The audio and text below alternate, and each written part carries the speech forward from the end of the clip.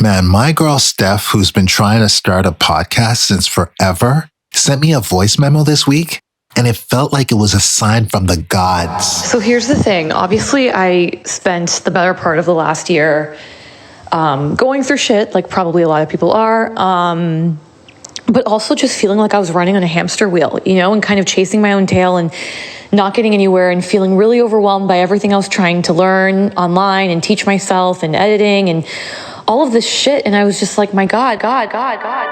And that's when Steph realized that she had been going about it all wrong. Her story is our story. Today we are reading from the Book of Transformation. You are listening to Make Art Not Content, brought to you by the Mystery School. The Mystery School? What's that? The Mystery School is an online program that helps creatives all over the world conquer the biggest obstacle they face, themselves. Enroll today at lastnightsparty.tv. Congregation, please rise. Some of y'all still in prison right now. Welcome to the party. Prisons of your mind. I found the sickest book on my dad's bookshelf a long time ago. It was one of those paperback self-help books from the 70s. It had a weird, intriguing name, so I picked it up and read the first page. And then the second page. And by the third page, I was hooked. This book beautifully describes how the best creative minds function. But oddly enough, it's not even a book about creativity. Let me ask you a question. How do you make something that doesn't exist? How do you turn the impossible into the possible? Those are the kinds of questions that creative people ask every day. But there's another group of people who also call themselves creatives that never ask those questions. Don't get me wrong.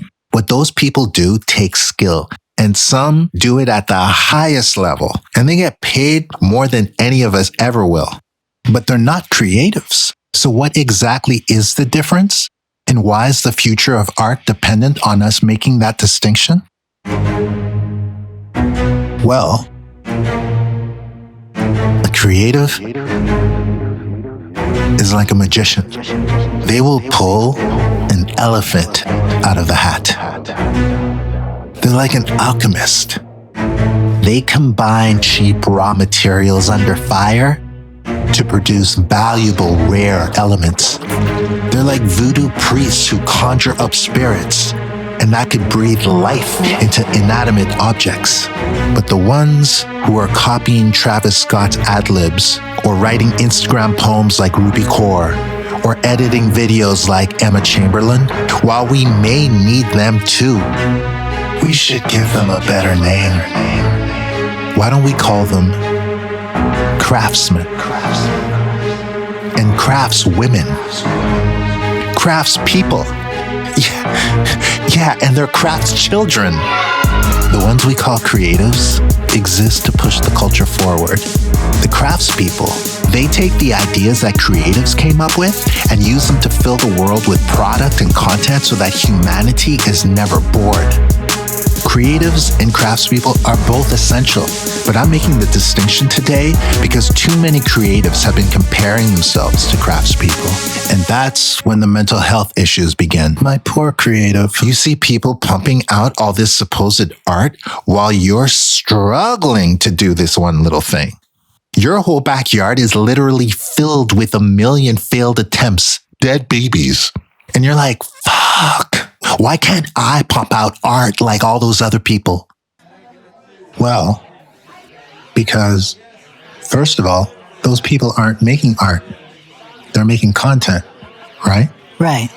You're trying to come up with something new. I guess. You're trying to make the next thing that those craftspeople are going to copy one day. So you're digging places people have never dug.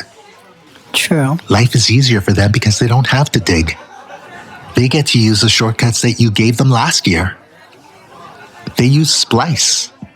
They use Artlist. Cheaters. They use other people's templates. They use whatever they can find so that they never Have to suffer the dark nights of the soul. They never have to have the arrows on their backs. They're not trying to be original. They're just trying to get paid. Fuck them. So how do you survive? in this world filled with cunning craftspeople? Tell me. I thought you'd never ask. See all those failed attempts of yours?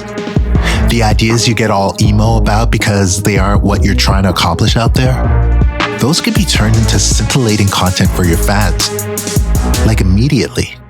Package them up and release them while you work on the killer artistic statement that you'll be proud of one day.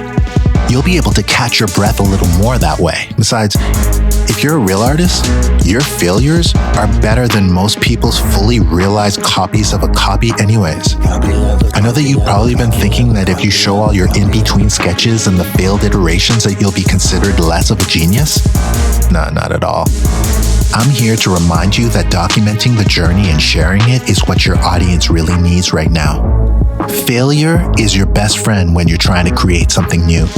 And the byproduct of all this creativity is fun killer content that you can share with your day ones along the way. I think that all artists should have their own version of in-between album mixtapes to take the pressure off. I don't have the following yet, so I don't want to launch a podcast into nothing. I don't have the editing skills, whatever. All of this shit. And I was just like, my God, how can I simplify? That was my question to myself. How can I simplify? Let me just go back to the basics. Some of these younger girls I was hanging out with were like, look, why don't you just start a fucking TikTok? Why don't you just do it? Who cares if you're allegedly too old to be on there? Just start out, talk your shit. You're super funny. Maybe you'll just strike gold that way. And that's sort of what happened. And that's not really my long-term goal. But again, if it's going to get me a following and if it's going to get me more comfortable with just taking small risks and getting small wins, then fuck it. That's what I'm going to do. I'm going to get out of my own fucking way and gain some traction. If what's holding you back is collaborators being too slow or not excited enough or just plain never there, create something new that doesn't require those lame ass people. Or if what's holding you back is that you can't travel or get the location that you want for a shoot, then pick an idea that doesn't require any of that. A creative that can't solve a limitation problem isn't being very creative. Don't wait for the perfect situation. Instead, ask yourself, how can I simplify? Don't wait for managers, agents, publishers, art dealers, or a brand endorsement. Just ask yourself, how can I simplify? Don't wait for new equipment or for someone to create the perfect online course to explain how everything is done. Just put your head in your hands and ask yourself, how can I simplify? Treat your art like it's an emergency. How can I simplify? Oh, and if simplifying is just not for you, there is another way.